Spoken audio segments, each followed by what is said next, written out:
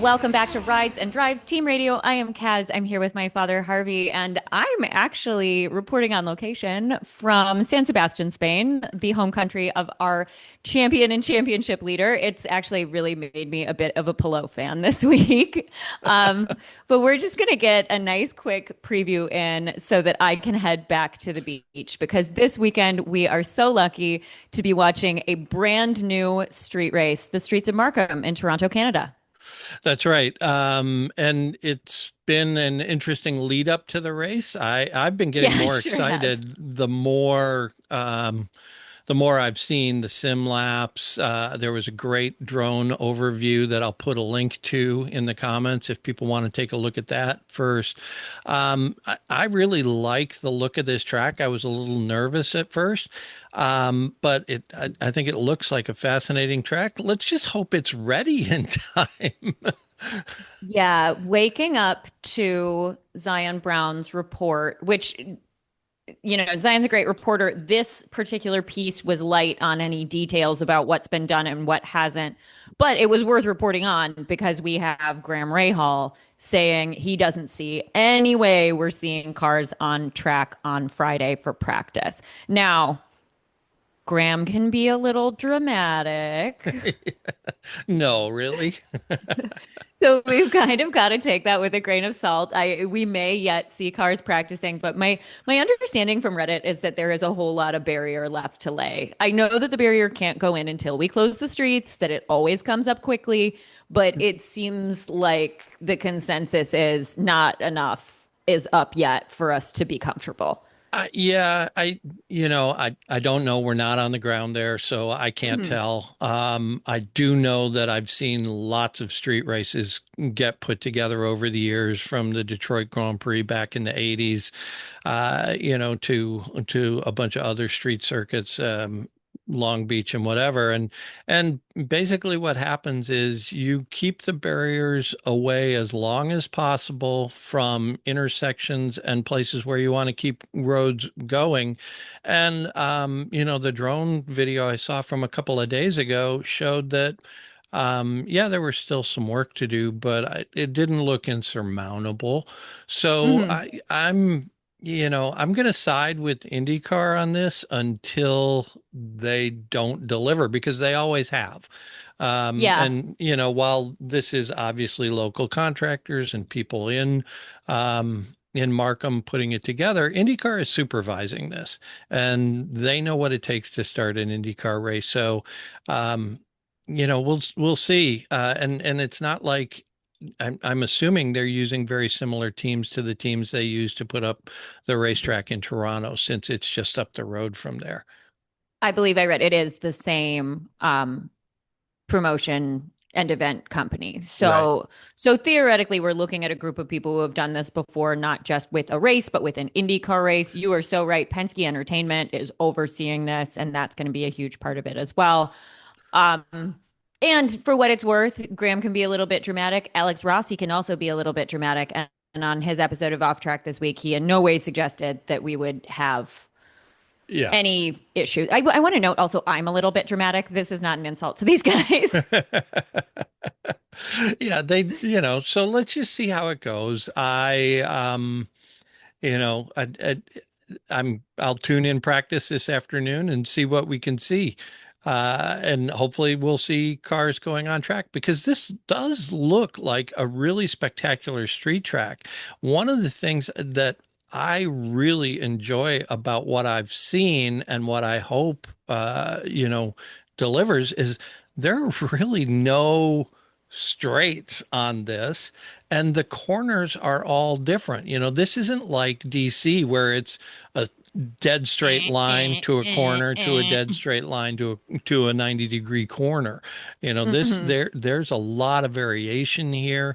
I'm really interested to see how multiple cars will attack that hairpin, which It's a modified. It comes at the end of a two-lane boulevard, kind of like at Long Beach. But what they've done is they've created almost a roundabout to give it a little bigger radius, so people, so it's not going to be so tight like just a Sure. 180 hairpin. So we'll see how that looks. I just The think, the drivers I've heard comment about it have, even Graham, when talking about how he's not sure it's going to be set up on time, also said it looks like a really fun track and he can't wait to get out there. Will Power has said good stuff about it. I'm yeah. I'm looking forward to seeing this one. Um, so a new road course is always really exciting.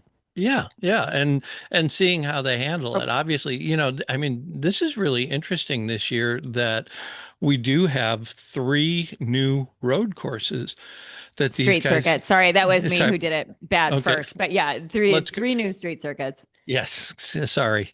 It's early in the morning here and I haven't had my coffee. So three new street circuits. Yeah, with Arlington, this one, and DC next week. And Hmm. it really makes it more difficult for the drivers because, they get time in the sim, but until you get on the track, you don't really know how that is how the track is going to play because There are this. so many things the sim can't tell you. Right. What's the pavement like here? Yeah. That's, I mean, they there's information you can put into the sim, but it's not going to feel the same. right. It's not the same as actually tires on the track. Hmm. How is the prime going to work versus the alternate? The strategists have a lot of work to do on that, figuring that Hmm. out, and limited information. So if they can't get out on track today, that's a big issue for race preparation, right? Yeah. Of all places to miss a day of practice, and Friday practice is really where they do the bulk of their early understanding. Of all the races to miss a Friday practice, I gotta think that the new street circuit is among the worst. Yeah, I would think so. And one as technical as this because we've got a number of sort of chicane type corner sequences. You've got twin split pit lane again here like they've done in Detroit and Arlington. So it's really going to all those little nuances mean that you need as much time as possible to try to get ready.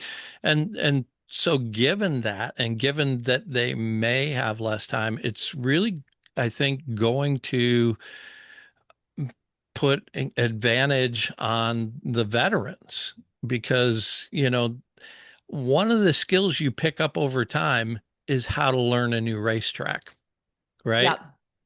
And someone like Will Power who's seen it all, someone like Scott Dixon who's seen it all, can kind of drive a track in his mind a lot easier than say, somebody who's fairly new to the circuit like Kyle Collette, right? Sure. Yeah. Yeah, So certainly. so I'm looking at veterans, in this race. And I think Arlington played that out a little bit, with street circuit guys like, Kyle. Uh, I mean, the whole team at Andretti really. yeah, Will was looking racy until he had some bad luck at Arlington, but both Kyle and Ericsson did well there. And that Andretti has built a street circuit program that is very strong and helps their drivers adapt quickly. A situation where we have less time to practice, I'm going to look at all three Andretti drivers. I think you're right about Scott Dixon too. Name for me a corner type or angle or bank that Scott Dixon has never seen. It doesn't exist. yeah, So if yeah, he hasn't seen them in this order, in this curation, but if there's somebody who's going to be able to figure out a lap quickly, outside of Alex Pillow, I yeah. would say it's Scott. Well, yeah, and obviously we can, Alex is going to be fast on this track. He's fast on every track. So Yeah. the question will be, is he top five? And this is interesting because this is what Jeff and I talked about on the podcast on Sunday after the race in Portland. Hmm. Um, One of the things about Alex now is the biggest thing they have to do is protect from a DNF, right? Yeah, Between now and the end of the season. Because if they don't DNF, they win the he's winning the championship. championship. Yeah, So the best way to prevent a DNF is to race from the front. sure. So qualifying is even more of a premium for them, I Yeah. think. So I would not be surprised to see Alex up front. On Saturday, that makes a lot of sense. Stick it all out there for qualifying. On race day, though, one of the best ways to prevent a DNF is to drive a little bit conservatively. So if we do see Kyle mixing it up with Alex, which he's going to try and do, he's going to want Right. the win on the street circuit. How hard does Alex fight him? If Alex is starting P1 and Kyle's got the pace to bring it to him, how hard does Alex fight here? Is it I worth it? Yeah, I think he fights him like he did in Arlington, right? Hmm. Where he makes Kyle make the pass, but Hmm. doesn't put himself in a position where he's going to get taken out. Yeah. Obviously Kirkwood made that surprise move going into the final corner in Arlington, and Alex was surprised, but you know, with a guy like Kyle, he doesn't want to be taken out either. So you Yeah. drive your line and you make him make the move. Yep. And if it was someone like Stingray Robb pushing him, I think Let him through. yeah, I think you move out of the way. Let You him through. know, Don't, you know. not that that's going to happen, No, but I mean what a wild scenario you've concocted here. But yeah, but and yeah, I do think we hear the drivers who run up front consistently talk about how much respect they have for each other and how safe they feel racing each other. So I right, do think that's a great point. Realistically, any of the guys who would be pushing Alex are guys he trusts to race him smart and hard. right. And not worry too much about a freak DNF. But yeah, Yeah. you're right. Although For Will, Alex, although what's Will and Graham at Road America proves that that's not always the case. Well, sure, but we love so much both of those drivers, but they do also both have a history of some kind of spicy moves from Yep. time to time in a way that I don't necessarily see out of Alex, that I haven't seen from, say, David Malukas yet, although he is quite young, so who knows. Yep. Um, but yeah, Yeah. Yeah. I do wonder If if you race Will a little less hard than you race Kyle. If it's Will in P2, maybe he's gonna yeah, push and he's if not gonna relent, and if maybe you let him through. yeah, if Malukas has the bit between his teeth on the last lap, right behind Alex, with an opportunity to pass going into a corner after one of those long straights. Who knows if he doesn't get the red mist and push a little harder than he should, and maybe at that point, if you're Alex, you're like, hey, better be a little Eh, careful let's just be cautious. because yeah, you Um, can't he can't DNF. I mean, yeah. Well, frankly, he can. He just yeah, can't do it multiple times. He's got a pretty big lead. All that's right. true. Speaking of Alex Palou, who do we Yeah, expect to do well at this race? I mentioned the Andretti drivers. I think their yeah, street circuit program is strong. Kyle has won some street circuits this year. And Will has spoken about the track really, really positively. right. So I think that we can see any of the three Andretti drivers on the podium, maybe even at the top step. Yeah, I agree. I don't think there's that's a hard call at all. Yeah, I think it's state the obvious, Kaz. yeah, I think Joseph Newgarden. His performance at Really? Detroit, even with his injury, That's uh, true. And he's he, much further along in his recovery. yeah, He's he's so driving. cagey about He's driving with both feet now. excellent. He's He so used cagey both. about how recovery is going, but he's not in the boot. Yeah, I think that's a really great point. And I think that Joseph, there's so much of the conversation this season has been about that injury. And I think he's a little bit sick of it, it feels like. yeah, yeah, And he would like to create a different narrative for the remainder of his season. It's been a while since he's won at a non-oval, and we know he has it. It's just hasn't come together for him in the last couple of years. So I think that Joseph's really somebody to look out for. Um, Yeah, the two drivers driving for the nine car, I think, have a lot to prove here. sure. Marshall Pruitt has reported that Lundgaard met with PNC. Yeah, So that's huge. But also at the same time, PNC is unusually involved for a sponsor. And reportedly, Chip really values their opinion. So right. them meeting with Lundgaard is a step, but it's not so much, I think about, I don't Yeah, know if Penske would have said no to Malukas if Verizon didn't want him. right. I do think Chip would say no to Lundgaard if PNC doesn't want him. Right. And the pre-race at Portland, the pre-race show at Portland, Chip talked a lot about Renus VK, and the performance he's been putting in. So Hmm. it's not settled yet. Yeah, I don't think it's a Everyone is. done deal. No, I agree with you. Obviously they're talking to him. Obviously they're talking to Renus. They have to. Those are the two guys I think on the grid right now who have separated themselves, who are Did you, available. speaking of Renus, did you see he dislocated a rib in the sim? No, Yeah, I so he's missed that. he's driving a little back-footed, unfortunately. But dislocated rib is something that many drivers have. We've seen drivers drive with broken ribs Yeah. and win races. So I'm not super concerned about how it's going to affect his performance. But at a time Tape, when he's driving for that seat, that is a bit of a shame. yeah, tape that one up and get out there, Yeah. son. Especially in So, the sim. That's so yeah, like, exactly. what? Yeah, and the interesting thing in this race will the team that I'm really interested to see how they do is McLaren because Hmm.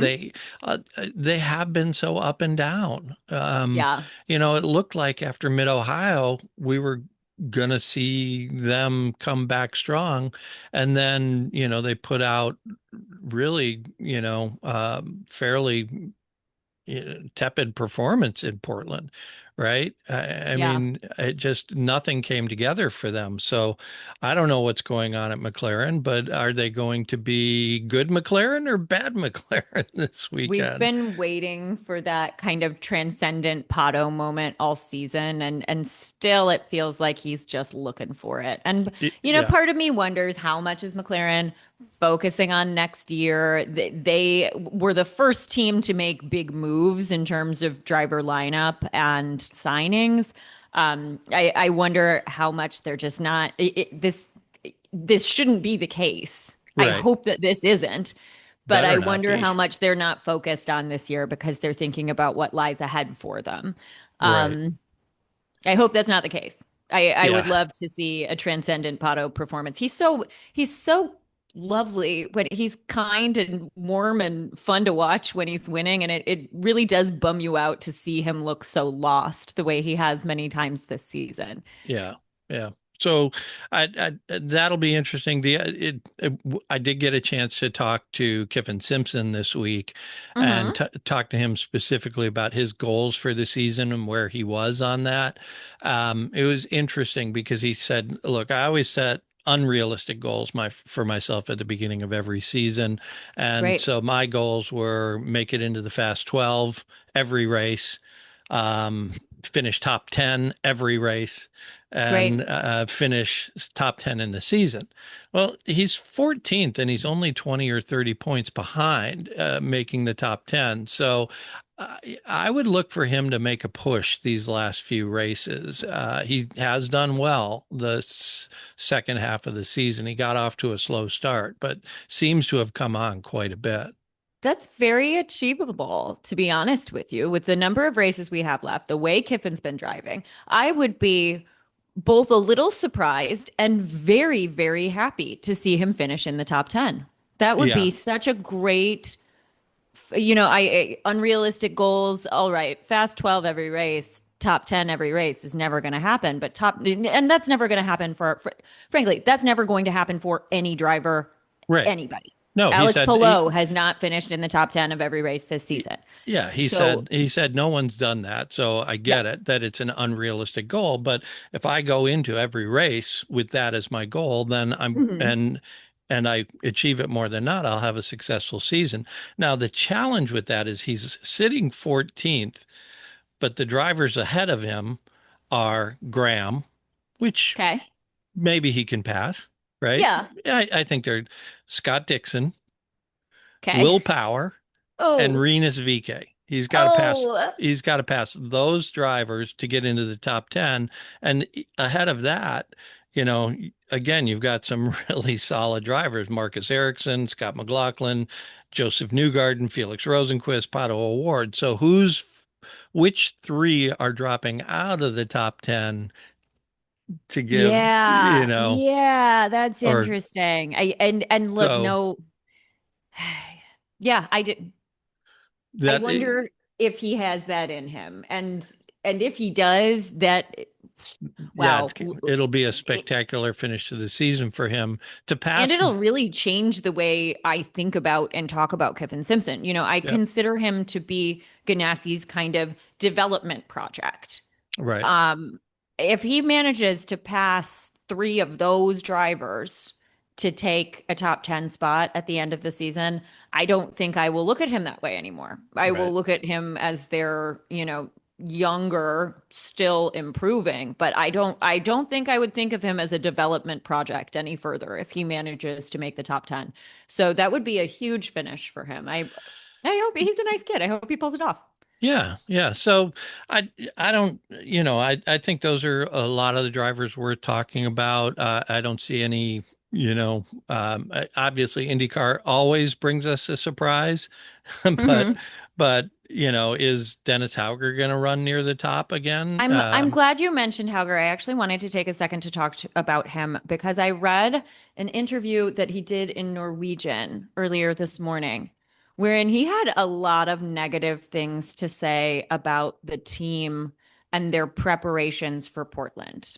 Oh, He said he interesting. felt like they had 2 weeks to get the car ready. And when they showed up on Friday, there were four different problems. One, the radio didn't work. And he said at times he felt like a single mechanic was working on the car while everybody else was just standing around. That is a gnarly thing to say about your team, Wow. Yeah. especially when you're unsigned for next year. Right. So I don't really have a Spicy. larger point to make out of that. I find it to be really interesting. Hauger in the silly season, we've talked about this before, is a bit back-footed because he was on that Andretti path, and then Andretti said, "You know what? Hey, we release you. We're really happy with Ericsson. We love you, but we want you to be able to find a home. So Right. released, go find." But they did that after many teams had already started their interview and search process, which Yeah. puts Hauger a step or two behind.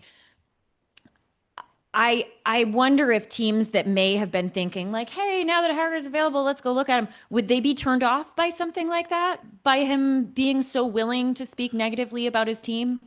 I have no idea. I mean, you want a driver who's going to lift his teammates up and Mm-hmm. not throw them under the bus after the Yeah. fact. But if that is in fact what happened, and although I doubt it, uh, these teams are made of professionals, and stuff happens, right? Mm-hmm. But who knows? Who knows? And the reason I was pointing him out is because of the surprise performance they had at St. Pete at the beginning of the season on a street course. Yeah. So Hauger is a very capable driver. And look, yeah, Dale Coyne is among the teams that I expect to come the least prepared, that I expect to have the least to show. The same, they didn't. If what happened with Hauger's car, the way he talked about it is accurate, it's also not even the only driver that they kind of screwed that weekend. They didn't leave yeah, Grosjean enough fresh tires. So right. To run for the fast six, right? part of me kind of believes it because it just kind of feels like a coin situation. And then at that point, if everybody knows that on the grid, does it really matter? Or are people just kind of like, yeah, Dennis, Right. we get it. It's cool. Um, It's Yeah. interesting. It's just Yeah. interesting. But Yeah. yeah, So I there, could, if they do give him the car, I could see him doing very well. And something also, if practice doesn't go forward on Friday, um, and Coyne is unprepared as we expect them to be, that actually kind of advantages Hauger because everybody else would get a practice on Friday and Hauger would have to sit there while they work on the car. uh-huh. If practice is just canceled for everybody, they're all at the same True. point to start. So maybe this will work to Hauger's advantage. Yeah, so we've got a lot of unknowns. We don't know the track. We don't know if it's ready. We don't know if they can move the schedule around if necessary. One thing So, we do know, they keep reassuring us. I've read so many quotes reassuring us that the track is paved. And yeah. that makes me nervous because who asked? Like, I don't, maybe it's not. Another known and unknown. Yeah. So, we'll just have to tune in this afternoon, see what happens, and, get ready to be surprised on Saturday and Sunday. So, we'll be back to talk about it after the qualifying on Saturday, and hopefully, we'll have a lot of answers by then. You know what? I love a race full of unknowns. I hope Qualies provides us zero answers, Yeah. just an order. That's all I Uh, want out of it. All right, everybody. If you want to hear more, please check out our social medias. He is Harvey_drives. I am Fast Car Kaz. Together we are Rides and Drives Team Radio. And for today, we are out. Drive safe, everybody.